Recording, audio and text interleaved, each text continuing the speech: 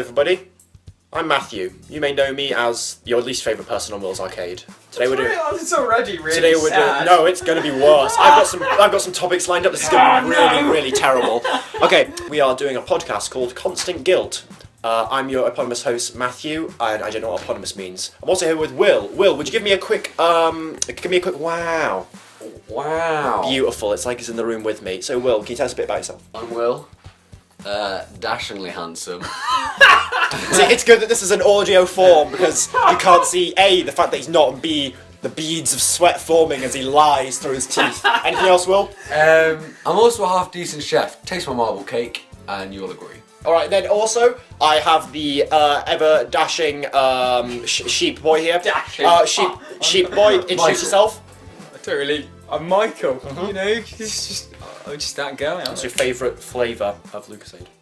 Oh, that tells a lot about a person. Oh no, you can't do this to Will's me. actually going to suplex you if you say the wrong flavour. I need to have them in front of me and to be able to do a taste test. Okay, that's we'll get the colours up at least. Because you also, you don't... Wait, we're talking Lucozade Sport or Lucozade Energy? Oh, you didn't specify? I didn't specify, you've got free range. I quite like the Caribbean one. Constant Guilt is a running joke that Will wouldn't let die, and so it has now evolved into being a podcast. So I'm thinking mostly we just talk about things that have disturbed me deeply, and I kind of want to, I wouldn't say share the burden. What, like when you did the thing on Cthulhu and all that lot in English? And Yeah. we just afterward like, Tokilao! Yeah, no, Hey! It's all about Tokila. I don't remember Tokila, I'm going to be honest. At the end of the day, it's all about Tokila. What is the most outrageous fashion thing that you think secretly you could pull off, but you're too worried that That you wouldn't? is possibly the best topic That's a very I've confusing ever topic. heard. So, outrageous, and you think you could pull it off, you think? but you're too worried that you can't.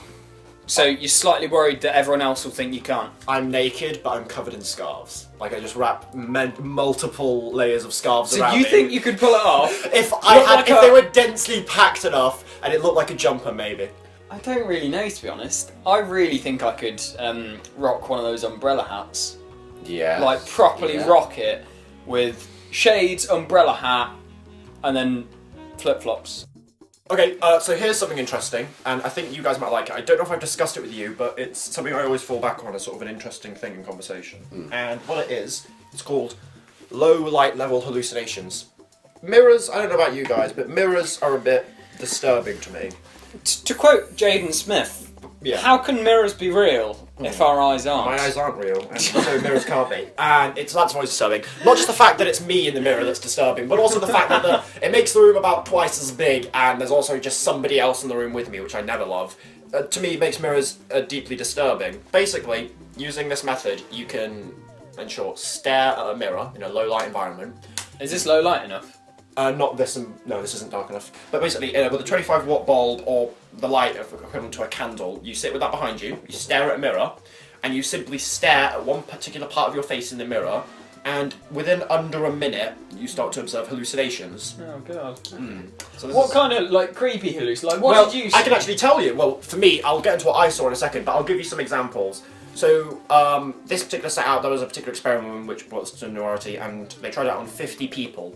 And the effects are quite striking. So at the end of a 10-minute session of mirror gazing, the participants were told to write down what he or she saw in the mirror. So they saw A, huge deformations of one's own face, which was reported by 66% of participants. B, a parent's face with traits changed, that was 18% of people, of which 8 were alive and 10 were deceased. They also had an unknown person appear, which is 28%. That's a bit weird. An archetypal face, such as that of an old woman, a child, or a portrait of an ancestor, 28%. An animal face, if you're a furry, for 18%. Or fantastical and monstrous beings, 48%. What do you mean? Come on. Okay, fine. I saw... What was it I saw? My face went blank, like it was all skin. Oh, that's really creepy. And then my eyes came back, but they just sort of wandered off my face and went hanging. They went hanging into midair. It was a bit creepy, I'll be honest. It was a lot of fun. I've been doing it a few times. If you don't like the sound of how it, do you kids, do it? don't do it. Definitely It'll give you do it. nightmares. How So do this you is what do we it? do on this podcast. We do really disturbing things, yeah? Well, How? just low light environment, stare at a mirror under a minute. It's a lot of fun. In fact, I'd recommend one of you perhaps just go next door in the bathroom would be Shall we fine. go? Just go do it. Just one of you, and then we'll wait for you to come back and see what you see.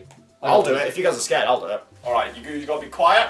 Yeah, we'll be quiet. I kind of want to do it as well. Well, you can if you want. No, I'm good. I'm going to sit here. You'll play Tetris. Yeah, I'll play Tetris.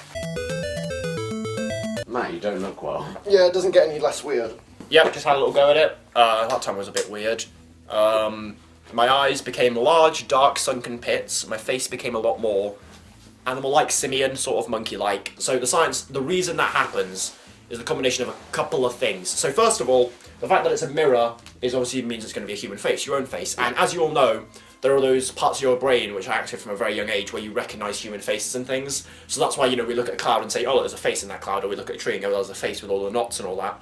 So nothing happens there, we're recognising a face. But when you're in a low-light environment and there isn't exact, perfectly defined edges of a face, or any object for that matter of fact, it can start to deform and you can start finding faces or features where they aren't necessarily meant to be. And on an interesting note to do with sensory deprivation, how long do you think you guys would last in a perfectly white room? Let's say you have as much food as you need, What but the shape food is the room? just square. Perfect cube. White. You're saying perfectly white. Perfectly white, but it's about, and the light source is just in the middle of a room, a normal bulb, and it's not dark enough to really see any defined corners. I reckon I'd go insane within days. Do you think? I'm It I'm depends how halfway long are we there. here? As long as you can be.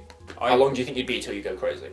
And Not very long. as long as I already wasn't have. being fed, I'd go crazy. No, you'd have food. Oh, I'd last. You think you'd be fine? I reckon I'd last at least 2 weeks. 2 weeks. Thing is, you have no way to tell how time is passing.